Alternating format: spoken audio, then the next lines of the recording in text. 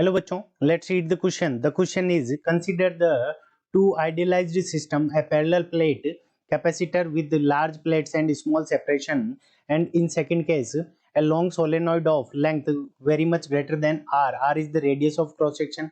So give question given है. In case first, E is ideally treated as constant between plates and zero outside. Case second के अंदर magnetic field is constant inside the solenoid and zero outside. These idealized assumption however contradict the fundamental laws as below. Option A, option B, option C and option D. ठीक है बच्चों, तो इस question के अंदर हमें क्या दे रखे हैं, दो आइडियलाइज्ड केस दे रखे हैं. ठीक है, एक दे रखा है कैपेसिटर का, तो हमें ये बताना है कि कौन सा लो, ये जो आइडियलाइज्ड केस है वो किस लो को, फंडामेंटल लो को क्या करता है, कॉन्ट्राडिक्ट करता है. ठीक है, तो पहला केस देख लेते हैं जिसके अंदर ए के अंदर हमें क्या गिवन है, एक पैरेलल प्लेट कैपेसिटर है जो कि बहुत लार्ज कैपेसिटर है और उनके बीच में सेपरेशन क्या है, बहुत कम है. ठीक है बच्चों, तो देखो इस कंडीशन के अंदर अगर हम इन दोनों को मिलाकर अगर गाउसियन सरफेस बनाएं, ठीक है बच्चों, तो ये क्या है, पॉजिटिव प्लेट है और ये हमारी क्या है, नेगेटिव प्लेट है. इसके अंदर तो प्लस क्यू चार्ज है इसके ऊपर और इसके ऊपर माइनस क्यू चार्ज है. तो अगर इसके ऊपर गाउसियन लॉ लगाए हैं तो हमारा क्या हो जाएगा, integral, cyclic integral E dot D S. ठीक है बच्चों, अब ये किसके इक्वल होगा, तो Q in divided by epsilon not. ठीक है बच्चों, Q in divided by epsilon not. तो अब देखो यहाँ पे जो क्यू इन होगा प्लस क्यू और माइनस क्यू, ये प्लस क्यू है और ये माइनस क्यू है, तो टोटल क्यू क्या हो गया, क्यू इन जीरो हो गया. तो इसका मतलब जो साइक्लिक इंटीग्रल होगा ई डॉट डी एस का वो क्या हो गया, जीरो हो गया, यानी आउटसाइड सरफेस के ये जीरो हो गया. अगर इनसाइड देखना है तो हम क्या करेंगे, इनसाइड द सरफेस तो एक प्लेट ले लेंगे. ठीक है बच्चों, तो इस कंडीशन के अंदर जो हमारा ई डॉट डी एस होगा इस सेकंड केस के अंदर, वो हमारा क्या हो जाएगा, integral E dot D S. ठीक है बच्चों, ई डॉट डी एस ये हमारा क्या हो जाएगा, क्यू इन यहाँ पे क्या है, प्लस क्यू चार्ज है, तो Q divided by epsilon not, तो ये क्या रहेगा, कांस्टेंट रहेगा. ठीक है बच्चों, तो इसका मतलब क्या हो गया कि फर्स्ट लॉ को ये क्या कर रहा है, कॉन्ट्राडिक्ट नहीं कर रहा, क्योंकि इनसाइड क्या है, कांस्टेंट हो गया और आउटसाइड क्या हो गया, जीरो हो गया. अब सेकंड केस को देखते हैं, तो केस सेकंड. ठीक है बच्चों, केस सेकंड के अंदर हमें क्या गिवन है कि सोलेनॉइड है.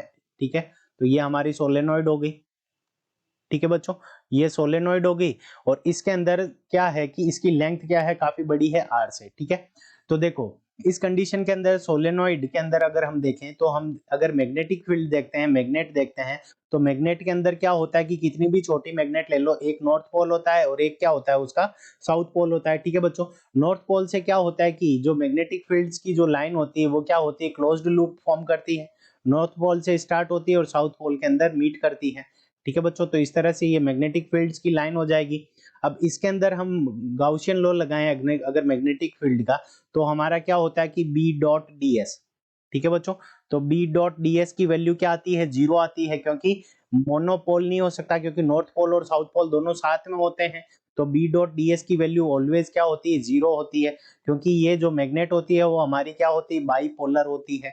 बाई पोलर यानी इसके अंदर नॉर्थ पोल और साउथ पोल दोनों होते हैं, मोनोपोल हो नहीं सकता. ठीक है बच्चों, बट क्या होता है आइडियलाइज्ड केस के अंदर, क्या दे रखा है कि magnetic field constant inside the solenoid but zero outside.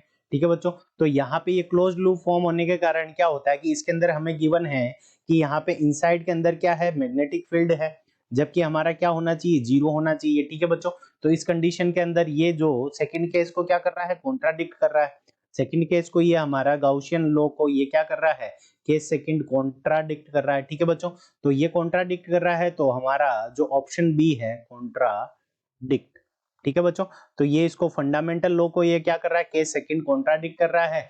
तो ऑप्शन बी हमारा case second contradicts the Gaussian law of magnetic field इस क्वेश्चन का करेक्ट आंसर हो जाएगा. So option B is the correct answer of this question. I hope you understood it well. All the best. Option B is the second answer of this question. Thank you.